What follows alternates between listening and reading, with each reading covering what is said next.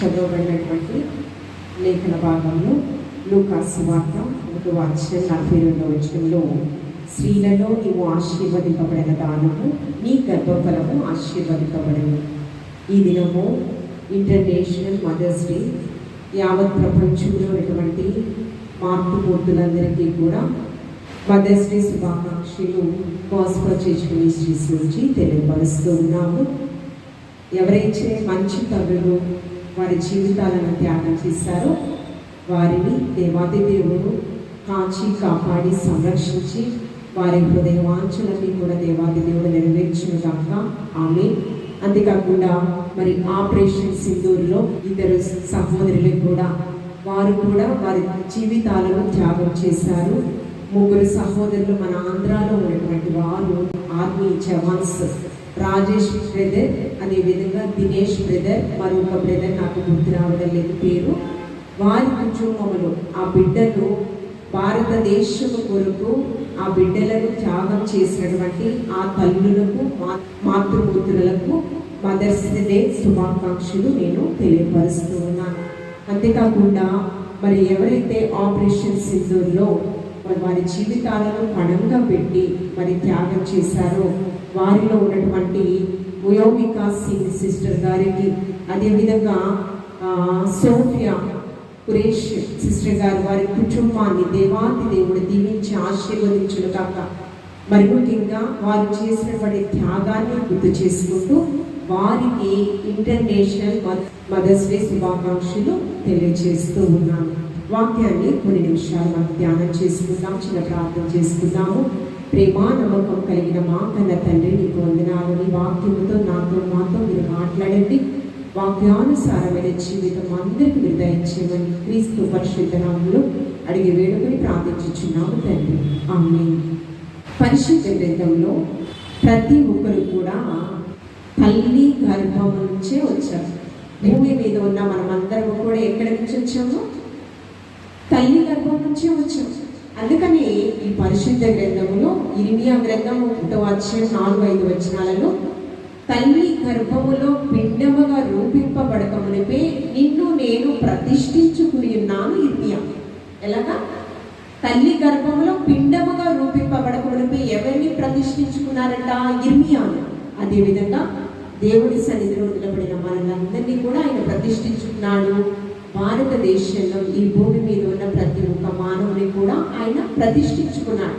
అయితే పరిశుద్ధ గ్రంథంలో తల్లి గర్భం నుంచి రాకుండా నేరుగా యవ్వన వయసును సంతరించుకున్నది 2 వ్యక్తులు, ఆదాము, హవ్వ. వీరిరువురు కూడా తల్లి గర్భం నుంచి రాలేదు. దేవుడు తన పోలికలో తన స్వారూప్యమందు తన స్వహస్తాలతో ఆదాముని అవ్వమ్మలను ఏర్పాటు చేసుకుని ఉన్నాడు కదా. కానీ భూమి మీద నివసించే ప్రతి ఒక్కరు, పరిశుద్ధ గ్రంథంలో ఉన్న ప్రతి ఒక్కరు కూడా నిజంగా చెప్పాలి అంటే లోకరక్షకుడైన యేసుక్రీస్తు ప్రభువారు కూడా తల్లి గర్భం నుంచే ఈ లోకానికి వచ్చారు. ఎలా వస్తారు అంటే నవమాసాలు. ఆ నవమాసాలు పురిటి నొప్పులతో ఆ బిడ్డల్ని కంటారు. అందుకని సామెతల గ్రంథం 31వ వచనంలో నేను మ్రొక్కి కలిగిన నా కుమారుడా ఏమంటుంది? ఊరియా భార్య బెస్సెబా తల్లి లెమియేలుకు రాసినటువంటి దేవోక్తంట. ఆమె ఎలా కందంట? నేను మ్రొక్కులు కలిగిన నా కుమారుడా. ఎలా కందంట? మ్రొక్కులు, అనేకమైన ఉపవాసములు, అనేకమైన ప్రార్థనలు. అంతేకాకుండా ఆ నొప్పులు భరించే క్రమంలో చాలా మంది తల్లులు కూడా దేవుని సన్నిధిలో నిద్రించినటువంటి వారు కూడా ఉన్నారు. అంటే నొప్పులు తాళలేక, అంటే పునరుజ్జన్మాన్ని కూడా చెప్పొచ్చు. మరి కొంతమందిని ఆ నొప్పులు తాళటం ఇష్టం లేక ఆపరేషన్లు కూడా చేయించుకుంటారు కావాలని. కానీ ఆ నొప్పులు, ప్రసవ వేదన అనేది పునర్జన్మకి సాదృశ్యంగా కనిపిస్తుంది. అంటే వారి జీవితాలను పణంగా పెట్టి 9 మాసాలు ఆ బిడ్డని కనడానికి ఎంతో త్యాగము, ఆ తల్లి చేసేటటువంటి త్యాగము చాలా గొప్పది. దాన్ని మనము ఖచ్చితంగా జ్ఞాపకం చేసుకుంటూ ఉండాలి. దేవాది దేవుడు తల్లిదండ్రులను సన్మానించకపోతే, అంత త్యాగం చేసినటువంటి తల్లిదండ్రులను మనం సన్మానించకపోతే ఏమవుతామంట? మనం దీర్ఘాయుష్మంతులం కాము. సామెతల గ్రంథం 4:10 వచనంలో వారిని మనము సన్మానించాలి వారు చేసినటువంటి త్యాగమును బట్టి. వారిని మనం సన్మానించకపోతే వచ్చేటటువంటి నష్టం ఏంటి? సామెతల గ్రంథం 30వ అధ్యాయం 17వ వచనంలో వారి కళ్ళంట కాకులు పీకివేస్తాయంట. ఎవరి ఈ తల్లుల గురించి మనం ఆలోచన చేసినట్లయితే, ఎలాంటి తల్లులు ఒకసారి ఆలోచన చేసినట్లయితే, యెషయా గ్రంథంలో 66వ అధ్యాయం 13వ వచనంలో, ఒకని తల్లి వానిని ఆదరించినట్లు నేను మిమ్మను ఆదరించినట్లు ఉన్నాడు. ప్రతి తల్లి ఎలా ఉంటుందంట? ఆదరించే తల్లిగా, అంతేకాకుండా జీవితాన్ని ప్రాణాన్ని పణంగా పెట్టి వారి జీవితాలను త్యాగం చేసేటటువంటి తల్లిగా, ఒక తల్లి ఆదరించే తల్లిగా ఉందంట. అంతేకాకుండా మరి పరిశుద్ధ గ్రంథంలోనే మనం చూస్తే సామెతల గ్రంథం 3వ అధ్యాయం 1వ వచనంలో ప్రతి తల్లి ఎలా ఉందంట? ఉపదేశించే తల్లిగా కనిపిస్తూ ఉన్నది. అదేవిధంగా సామెతల గ్రంథము 33వ అధ్యాయం 1వ వచనంలో తన తల్లి లెబయోలుకు నేర్పించినటువంటి దేవోక్తి అంటే దైవికమైన జ్ఞానమును నేర్పించే తల్లిగా ప్రతి ఒక్క తల్లులు కనిపిస్తూ ఉన్నారు. అదేవిధంగా ప్రసంగి గ్రంథము 12వ అధ్యాయం 12వ వచనంలో హితోపదేశము చేసినటువంటి తల్లులుగా ఉన్నారు. ఎలా ఉన్నారు? ఆదరించే తల్లుగా, హితోపదేశం చేసినటువంటి తల్లులుగా. అదేవిధంగా సామెతల గ్రంథం 5వ అధ్యాయం 1వ వచనంలో జ్ఞానోపదేశం చేసినటువంటి తల్లులుగా కనిపిస్తూ ఉన్నారు. అంతేకాకుండా విశ్వాస బీజాన్ని నాటేటటువంటి తల్లిగా కనిపిస్తూ ఉన్నారు. 2వ తిమోతికి రాసిన పత్రిక 1వ అధ్యాయం 3 నుంచి 5 వచనాలు మనం చూస్తే, ఈ యొక్క విశ్వాసం నీ అవ్వైనటువంటి యునేకే నుంచి, నీ తల్లి అయినటువంటి లోయ నుంచి నీకు వసించినది అని అపోస్తలుడైన పౌలు గారు. అంటే విశ్వాస బీజాన్ని నాటింది ఎవరు? తల్లి. అదేవిధంగా మనం ఆలోచన చేసినట్లయితే ఫలభరితమైన కుటుంబాన్ని ఏర్పాటు చేసింది కూడా తల్లి.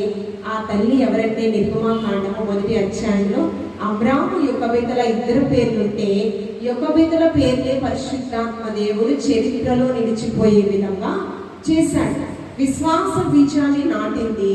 దేవుని యొక్క చిత్తము, దేవుని యొక్క సంకల్పం చొప్పున ఆ తల్లి యొకోబెతుల ఎంతో త్యాగం సల్పింది. దైవికమైన జ్ఞానంతో బిడ్డల్ని ముగ్గురిని పెంచింది.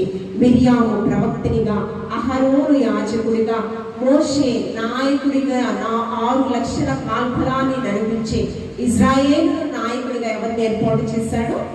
మోషేని ఏర్పాటు చేశాడు కదా. ఫలభరితమైన కుటుంబంగా ఏర్పాటు చేయబడడానికి, ఆ ఫలించే కుటుంబంగా అది వర్ధిల్లడానికి కారణం ఎవరంటే యొకోబెతుల తల్లి పాత్ర చాలా ప్రాముఖ్యమైనది. అదేవిధంగా లోక కళ్యాణము కొరకు మరియమ్మ తల్లి తన జీవితాన్ని త్యాగం చేసింది. చదవబడినటువంటి లేఖన భాగంలో ఆమె ఎలా అంట?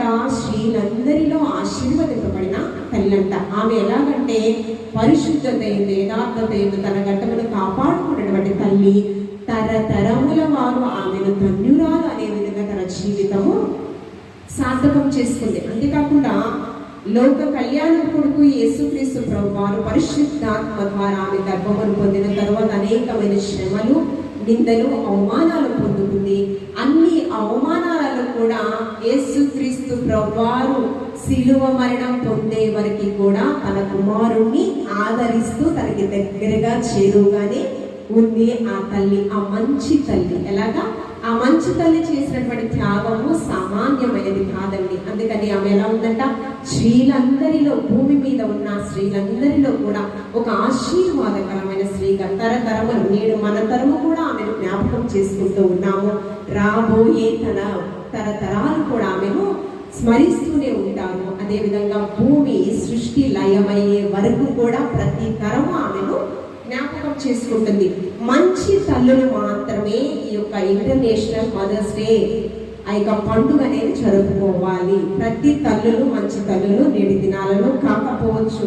పరిశుద్ధ గ్రంథంలోనే ఉంది. చూడండి, ఈ చెడ్డ తల్లుల గురించి మనము చూస్తే పరిశుద్ధ గ్రంథంలో చూడండి, 2వ రాజుల గ్రంథము 6వ అధ్యాయం 28వ వచనం. నీ విచారముకు కారణమేమనగా అది ఈ స్త్రీ నన్ను చూచి నేటి ఆహారమునకు నీ బిడ్డని ఇవ్వు. ఏమని అడుగుతుందంటే ఒక తల్లి, నేటి ఆహారం కొరకు నీ బిడ్డని ఇవ్వు. నిజంగా యథార్థ సంఘటన. ఒక 3 మాసాల క్రిందట ఒక తల్లి ఏం చేస్తుంది తెలుసా? తన బిడ్డను తను చంపేసి కుక్కర్లో వేసి దాన్ని ఉడికించి ఆ బిడ్డను తినేసింది. నేటి యథార్థ సంఘటన 3 మాసాల క్రిందట. ఇంకొకటి ఇంకో తల్లి పిహెచ్డి చదివింది. తను కొనటమంట కీడు, తనకేదో ఉందంట కీడు. ఆ కీడు పోవడానికి కుమార్తెను నరబలిచ్చిందంట ఒక తల్లి. ఏం చేసిందో తెలుసా? తను కొనటువంటి ఆ శాపం పోవడానికి నరబలిచ్చింది. చాలా ఏది కాండము 26వ అధ్యాయం 29వ వచనంలో బిడ్డల్ని చంపినటువంటి చెడ్డ తల్లులు కూడా ఉన్నారు. అలా ఉండకూడదని పరిశుద్ధాత్మ దేవుడు పరిశుద్ధ గ్రంథాన్ని మనకి ఇచ్చాడు. ఈ కడవరి దినాలలో బిడ్డల్ని చంపే తల్లిదండ్రులు కూడా ఉన్నారు. కాబట్టి మంచి తల్లులుగా ప్రతి ఒక్క తల్లి ఉండాలి. పరిశుద్ధ గ్రంథంలో కొన్ని క్లుప్తంగా మనం చూద్దాము. మంచి తల్లుల గురించి మనం ఆలోచన చేసినట్లయితే ఈ యొక్క మొదటి దినవృత్తాంతముల గ్రంథము 2వ అధ్యాయం 16-17 వచనాలలో 16-17 వచనాలు. ఇక్కడ యెష్షయికి 10 మంది సంతానం. ఎంతమంది సంతానం? యెష్షయికి 10 మంది సంతానం. చివరి సంతానం ఎవరు? దావీదు. దావీదుకి 2 అక్కలు ఉన్నారు, 2 సహోదరులు ఉన్నారు. వాళ్ళెవరు? సెరూయా, అబీగైల్. అబీగైల్ భార్యే కాదు, సహోదరి 2 ఉన్నారు. సెరూయా, అబీగైల్ 2 ఉన్నారు. అయితే సెరూయాకి మొదటి దినవృత్తాంతముల 2వ అధ్యాయం 17వ వచనంలో 3 కుమారులు. ఆ 3 పేర్లు కూడా ప్రస్తావించడం జరిగింది. యోవాబు, అబీషై, తర్వాత అసాహేలు. ఈ 3 కూడా దావీదు మహారాజు సైన్యంలో చాలా కీలక పాత్ర వహిస్తూ ఉన్నారు. ఎలాగా? దావీదు రాజు కదా, ఇజ్రాయేలు గోత్రానికి 2వ రాజు దావీదు. ఈ రాజు కంట మేనల్లుడు సైన్యములో సైన్యాధ్యక్షులుగా చాలా కీలక పాత్ర వహిస్తున్నారు. సెరూయా ఏం చెప్పిందో తెలుసా? అబ్రహాము కుమారుడైన దావీదు కుమారుడైన యేసుక్రీస్తు వంశావళి 42 తరాలవి కదా. ఈ 42 తరాలు కూడా జీవ గ్రంథంలో లిఖించబడాలి. దేవుని చిత్తం, ప్రణాళిక ఉన్నది. అయితే దావీదు నా సహోదరి ఎలా కూడా దేవుని చిత్తం ఉంది. నువ్వేం చేయాలో తెలుసా? ఆ ముగ్గురు కుమారులకి నూరు పోసింది. ఏమనంటే తెలుసా? దేవుని యొక్క చిత్తము, ప్రణాళిక ఉంది. గొర్రెల దొడ్డిలో ఉన్న అందరినీ సింహాసనాసీనుడు చేశాడు. ఎవరు విడిచినా దేవాతి దేవుడు విడిచిపెట్టలేదు ఆయన్ని అని చెప్పి ఎలా చెప్పిందంటే, మేనమామకు మీరు తోడుగా ఉండాలి. ఈ రాజ్య పరిపాలనలో శత్రు రాజ్యం యుద్ధంలోకి వచ్చినప్పుడు మీరు సైన్యంలో మంచి హోదాలో మీరు ఉన్నారు కాబట్టి మీరేం చేయాలో తెలుసా? మీ మామను కాపాడుటకు మీ 3 ప్రాణాలను పణంగా పెట్టిన తప్పేమి.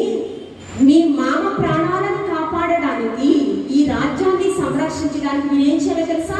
మీ ప్రాణాలను పోగొట్టుకున్నా తప్పేమీ లేదని కుమారులకు బాల్యం నుంచి నూరిపోసింది సెరూయా. నేటి దినాలలో కూడా నిజంగా మంచి మాతృమూర్తులు ఉన్నారు. ఆ మాతృమూర్తిని ఆపరేషన్ సింధూర్లో తెలిసి కూడా ఆర్మీకి పంపించడం ఒక ఎత్తు, ఆ యుద్ధంలో జవాన్స్ ప్రాణాలు కోల్పోతారని తెలిసి కూడా ఆ తల్లులు ఏం చేశారు? ఆ బిడ్డల్ని యుద్ధానికి పంపించారు. నీకేమైనా మేము కట్టుకోలేము, రిజైన్ చేసి వచ్చేయచ్చు, ఆప్షన్ కూడా ఉంటుంది. ఇప్పటికిప్పుడు నేను ఈ ఉద్యోగాన్ని రిజైన్ చేసేస్తున్నాను తల్లిదండ్రులు చెప్పొచ్చు. కానీ ఆ జవాన్స్కి తల్లి ఏం చెప్పింది? తల్లిదండ్రులు, నీ ప్రాణాలు పోయిన పర్లేదయ్యా, భారతదేశాన్ని నువ్వు కాపాడుతాను కదా. అదేవిధంగా మరొక 2 తల్లులు సహోదరులు, వారి మ్యారేజ్ కూడా అయింది. వారు కూడా వారు ఏం చేశారు? ఆ వెపన్స్, రాకెట్ అనుభవములతో ఎవరిని? ఆ పాకిస్తాన్ బోర్డర్ని, సరిహద్దులు 25 నిమిషాలలోనే నామరూపాలు లేకుండా చేసినటువంటి ఆపరేషన్ సింధూర్లో ఈ యొక్క 2 వనితలు కూడా చరిత్రలో నిలిచిపోయారు. ప్రారంభం ఇప్పుడు మనం చూస్తున్నప్పుడు ఆ యుద్ధములో చాలా తెగువ ప్రదర్శించారంట. వారి గురించి చెప్తూ ఉన్నారు. ఎవరు? సోఫియా ఒక సిస్టర్ గారు, ఇంకో సిస్టర్ గారు వ్యామికా సింగ్. 2 కూడా వారి జీవితాలను చాలా త్యాగం చేసి అక్కడ మధ్యలో ప్రాణాలు పోయినా ఎవరేమీ చెప్పలేరు. చాలా తెగువ చూపించారట. మా దేశాన్ని మేము కాపాడడానికి మా ప్రాణాలు పోయినా కదా. నేడు నిజంగా వీరు గర్వించేటటువంటి తల్లులుగా చరిత్రలో పరిశుద్ధ గ్రంథంలో సెరూయా బిడ్డల్ని త్యాగం చేసింది ఎవరు? ఒక లోక కళ్యాణం కొరకు, లోక రక్షకుడైన యేసుక్రీస్తు ప్రభువారు. యెషయా మొద్దు నుంచి చిగురు పుట్టెను. ఆ వంశం ఎక్కడ? లోక రక్షకుడైన యేసుక్రీస్తు ప్రభువారు. ఆ చిగురే యేసుక్రీస్తు ప్రభువారు. ఆ దావీదు లేకపోతే ఆ తరము రాను. దేవుని ప్రణాళికను నెరవేర్చింది. చెడ్డ తల్లులు ఇద్దరి గురించి మనం చూద్దాము క్లుప్తంగా. 2వ దినవృత్తాంతం గ్రంథం 22వ అధ్యాయము 13వ వచనము చదవండి. 3వ వచనమా? దుర్మార్గతను ప్రవర్తించుటకు అతనికి తల్లి ఏం నేర్పించిందంట? అతని తల్లి పేరేంటి? దుర్మార్గతను నేర్పించినటువంటి తల్లిగా ఎవరు కనిపిస్తూ ఉన్నారు? అతనిగా కనిపిస్తుంది. వీరి గురించి మనం ఆలోచన చేసినట్లయితే వీరు ఆహాబు సంతతికి చెందినటువంటి వారు. అహజ్యా అతని కుమారుడి పేరు అహజ్యా. అతల్య కుమారుడి పేరు ఎవరు? అహజ్యా. ఇతనికి ఎన్ని సంవత్సరాలు? 42 సంవత్సరాలలో రాజ్య పరిపాలన చేశాడు. కానీ ఎన్ని సంవత్సరాలు రాజ్య పరిపాలన చేశాడంటే ఒకే ఒక సంవత్సరము రాజ్య పరిపాలన చేశాడు. ఇతడు ఈమె అతల్య ఎవరి కుమార్తె అంటే ఒమ్రీ కుమార్తె. ఈమె ఏమి నేర్పించింది? ఒక రాజు అనేటువంటి గొప్ప హోదా నీకు ఇచ్చాడు, దాన్ని ఉపయోగించుకో. నువ్వు తరతర వారికి నువ్వు మన వంశాన్ని నీవు పేరు ప్రఖ్యాతలు గడించే విధంగా నీ రాజ్య పరిపాలన ఉండాలని చెప్పొచ్చు. కానీ ఏం నేర్పించిందట? దుర్మార్గతను నేర్పించినటువంటి తల్లిగా అతల్య కనిపిస్తుంది. అంతేకాకుండా ఒక రాణి ఈమె కుమారుని తర్వాత రాజ్య పరిపాలన చేసింది. రమారమ 7 సంవత్సరాలు రాజ్య పరిపాలన చేసింది. అంతేకాకుండా ఈ యొక్క అతల్య కుమారుడు అహజ్యా ఎప్పుడైతే చనిపోయాడని తెలిసిందో యూదా వంశీయులందరినీ కూడా నామరూపాలు లేకుండా చేసింది, చంపేసింది అందరినీ. అంటే ఆహాబు యెజెబెలు కూడా అంతే చేశారు కదా. నాబోతు చావుకి కారకులయ్యారు. పేదవాడైనటువంటి నాబోతు ద్రాక్ష తోట కోసం. అంతేకాకుండా ప్రవక్తలను చంపడానికి కూడా యెజెబెలు ఏమాత్రము వెనుకాడలేదు. విగ్రహారాధన బయలు దేవతలను ఆజ్ఞ జారీ చేసింది, వారిని నమస్కరించమని. ఇలాగ శాసనాలు దేవునికి విరుద్ధమైన చెడ్డ తల్లి అతల్యలాగా దుర్మార్గతను నేర్పించే వారిగా మనం ఉండకూడదు. అందుకని 22వ అధ్యాయం 10వ వచనంలో కుమారుడంట అహజ్యా చనిపోయాడు. పాపము బీజాన్ని నాటి పాపానికి వచ్చేటువంటి జీతము మరణం. రెండవ తల్లి మత్తయి సువార్త 14వ అధ్యాయం 7-8 వచనాలను చూడండి. చతుర్థాధిపతి అయినటువంటి హేరోదు రాజున్నాడు. అతని యొక్క సహోదరుడు ఫిలిప్పు. అతనికి ఫిలిప్పు భార్య ఏం చేసింది? పాపం చేసింది కదా. పాపం చేయడమే కాదు, బాప్తిస్మం ఇచ్చే యోహాను పాపాన్ని ఖండించినటువంటి వ్యక్తి. యేసుక్రీస్తు ప్రభువారు స్పష్టంగా చెప్పారు, స్త్రీలు కలిగిన వారిలో బాప్తిస్మం ఇచ్చే యోహాను కంటే గొప్పవాడు మరి ఎవడూ లేడని. యేసుక్రీస్తు ప్రభువారు బాప్తిస్మం ఇచ్చే యోహాను గురించి సాక్ష్యం ఇచ్చాడు కదా. అతను ఎందుకు అంత మంచి సాక్ష్యం పొందుకున్నాడంటే ఒకే రీజన్, పాపాన్ని అసహించుకుంటాడు, పాపాన్ని ఖండిస్తాడు. అమ్మా నువ్వు చేసింది పాపం, పాపానికి వచ్చే జీతం మరణం. అంటే ఏ రోజుతో నువ్వు అంటే అతను నన్ను బెదిరిస్తాడా, అతను నన్ను హెచ్చరిస్తాడా, నువ్వేం చేయాలి? చంపే. లేదమ్మా చంపడానికి వీలు లేదు. రాజు అంటాడు అతన్ని ప్రవక్తగా కొనియాడుచు ఉన్నారు. అతడు దేవుని యొక్క ఆత్మాభిషేకంతో నింపబడినటువంటి వ్యక్తి. అతన్ని చంపడానికి వీలు లేదు. ఆమెను సాటిస్ఫై చేయడానికి ఏం చేశాడు? చెరసాలలో పెట్టాడు. అయినా కూడా ఆమె కోపం చల్లారలేదు. ఎలాగ అతను చంపాలి. అందుకనే తన కుమార్తెనే ఒక అస్త్రంగా వాడుకుంది, పాపము బీజాన్ని నాటింది. చదవండి 9, 7, 8 వచనాలు చదవండి. ఆమె ఏమి అడిగను ఇచ్చినని ఎవరు చెప్పారు? హేరోదు రాజు చెప్పాడు. ఆమె ఒక నాట్యం చేసింది ఆయన పుట్టినరోజు వేడుకల్లో. ఆమె హృదయాన్ని గెలుచుకుంది, రాజు హృదయాన్ని. ఏం వరం కావాలో కోరుకో అన్నప్పుడు ఆమె అడుగుతుంది. ఇప్పుడు మాట తర్వాత ఆ వాగ్దానం చేశాడు. అప్పుడు ఆమె తన తల్లి చేత ప్రేరేపించబడినదై బాప్తిస్మం ఇచ్చి యోహాను తల నరికి పళ్ళెంలో పెట్టి నాకిమ్మని ఎవరి చేత ప్రేరేపించింది? చెడ్డ తల్లి ఏమని ప్రేరేపించింది? బాప్తిస్మం ఇచ్చి యోహాను తల నరికి, ఒక ప్రవక్త తల నరికిమ్మని నువ్వు అడుగని ఏం నేర్పించింది? నాట్యమే నేర్పించిందండి. జీవితాన్ని నాశనం చేయడానికి అక్కడ తల్లి చెడ్డ తల్లిగా ఒక బీజాన్ని, పాపం బీజాన్ని బాల్య వయసు నుంచి తల్లి చేత అంటే ఈ లోకంలో చెడ్డ తల్లులు కూడా ఉన్నారు. కాబట్టి మనము ఎవరి మీద ఆధారపడి బ్రతకకూడదు. పరిశుద్ధ గ్రంథం ఎందుకు ఇచ్చాడంటే దేవాది దేవుడు దైవావేశంతో పరిశుద్ధాత్మతో ఈ పరిశుద్ధ గ్రంథాన్ని రాయడం జరిగింది. ఈ పరిశుద్ధ గ్రంథంలో చెడ్డ వ్యక్తులు ఉంటే ఎలా ఉన్నారు, ఆ బిడ్డల జీవితాన్ని ఎలా పాడు చేశారు, మంచి తల్లులు వారి జీవితాలను బిడ్డల్ని ఎలాగా సార్థకం చేశారు. వారు ఫలభరితమైన కుటుంబంగా యొకోబెతుల తన కుటుంబం అంతటిని ఫలభరితమైన కుటుంబంగా మార్చివేసింది యొకోబెతుల, జ్ఞానం కలిగిన దైవికమైన జ్ఞానంతో. కాబట్టి మనం ఏం చేయాలి, పరిశుద్ధ గ్రంథంలో మంచి తల్లులు ఉన్నారు, వారిని మనం అనుకరించాలి. వారు ఏ విధంగా వారి బిడ్డల్ని ఆత్మీయ జ్ఞానంతో దేవోక్తులతో ప్రేరేపితం చేశారో, ఉపదేశించారో వాటిని అనుసరించి మనం జీవించాలి. అలా తల్లులకు మనం లోబడి, తల్లిదండ్రులకు మనం లోబడి విధేయత చూపిస్తే మనం ఎలా ఉంటామంట, దీర్ఘాయుష్మంతులుగా వర్ధిల్లుతాము. కాబట్టి సెరుయాలాగా మంచి తల్లి వలె, ఒక సైనికులుగాను మార్చిన మంచి తల్లి వలె, అదేవిధంగా నేను ఈ ఆపరేషన్ సింధూర్లో మంచి తల్లులు వారి బిడ్డల్ని త్యాగం చేశారు. వారి వలె మన బిడ్డల్ని పెంచాలి. వారు లేకపోయినా వారిని మనం జ్ఞాపకం చేసుకుంటూ ఉన్నాము అంటే ఖచ్చితంగా నా యొక్క విశ్వాసం నుంచి ప్రతి వాడు మరణించినను బ్రతుకును, బ్రతికిన వాడు మరెన్నటికి మరణించాడు. లోక కళ్యాణం కొరకు మరియమ్మ త్యాగం చేసింది. స్త్రీలలో ఆశీర్వదింపబడిన తల్లిగా మనము కూడా మన కుటుంబం, మన సంతతి, మన పేరు ఏముండదు, మన నిశ్చలు ఏదో ఉండదు కదా కదా మన నిశ్చయం, మన తరతరాలు మన గురించి మాట్లాడుకునే విధంగా మనం ఎలా ఉండాలి, దైవ భీతి కలిగి ఆదర్శవంతమైనటువంటి బిడ్డలుగా, ఆదర్శవంతమైన తల్లులుగా ప్రతి ఒక్క తల్లిదండ్రులు ఉండాలని దేవాది దేవుడి మాటలు మనందరి విడుదలలో బహుగా ఫలించి ఆశీర్వదించుగాక. ఆమె పరిశుద్ధిని పొందినారు. ఈ యొక్క దైవికమైన వాక్కులతో ప్రతి మంచి తల్లి ఏ విధంగా బ్రతకాలో, ఆ బ్రతికితే వచ్చే ఆశీర్వాదం ఏంటో మేము చూస్తున్నాం. ప్రభా, చెడ్డ తల్లులు బిడ్డల్ని ఏ విధంగా పాపంలో ప్రేరేపితం చేశారో, వారు హఠాత్తు మరణం ఏ విధంగా పొందుకున్నారో మేము చూస్తూ ఉన్నాం. ప్రభా, నీ ఆశీర్వాదాలు పొందుకునే స్థితిలో ఆత్మీయ జ్ఞానంతో ఇక్కడ ఉన్న ప్రతి ఒక్క తల్లులను వారి బిడ్డల్ని పెంచేటటువంటి జ్ఞానము దయచేయమని క్రీస్తు పరిశుద్ధ నామములో అడిగి వేడుకుని ప్రార్థించుచున్నాము తండ్రి. ఆమేన్.